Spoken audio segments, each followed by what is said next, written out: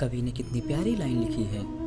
आइए हम आपको सुनाते हैं। ईश्वर ने जो हमारे भाग्य में लिखा उसे हमसे कोई छीन नहीं सकता, लेकिन अगर हमें अपने ईश्वर पे सच्चा भरोसा है तो हमें वो भी मिल सकता है जो हमारे भाग्य में नहीं लिखा। ऐसी कहानी आज हम आपको सुनाने वाले हैं। आइए हम अपनी कहानी शुरू करते हैं। एक बार की बात है, एक किसान भगवान से बहुत नाराज़ होता है। कभी बाढ़ आती, कभी सूखा पड़ता, कभी धूप बहुत तेज़ होती, कभी ओले पड़ते। एक बार किसी न किसी वजह से हर बार फसल खराब हो जाती थी। एक दिन वह बहुत परेशान हो गया और भगवान से कहा, देखिए भगवान, आप सर्वशक्तिमान हैं, लेकिन ऐसा लगता है कि आप खेतीबाड़ी के बारे में ज़्यादा नहीं जानते।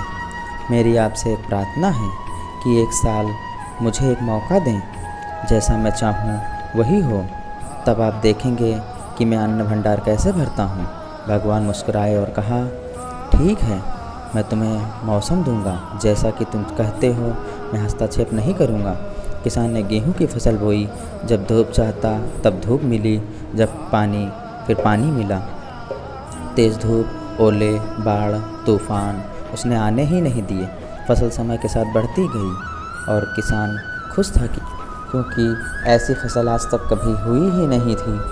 किसान ने अपने मन में सोचा, भगवान तो खेतीबाड़ी के बारे में कुछ नहीं जानते, वे कैसे इतने सालों से किसानों को परेशान करते रहे हैं। फसल कटाई का भी समय आया।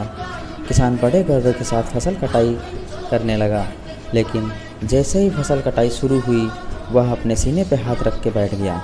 गेहूँ एक भी बाली के अंदर नहीं थे, सभी बालियाँ अंदर से खाली थीं।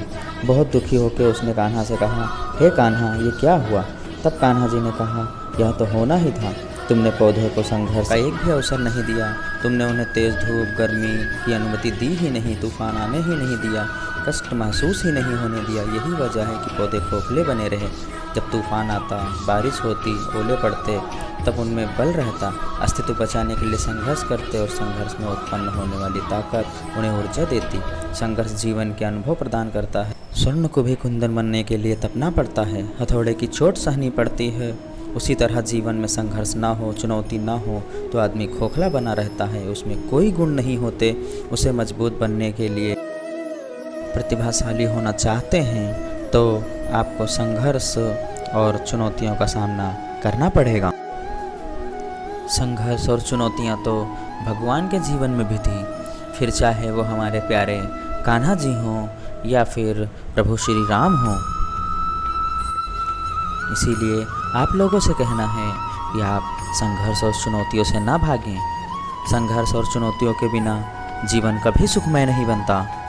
सुखमय जीवन बनाने के लिए संघर्ष और चुनौतियाँ बहुत ज़रूरी हैं।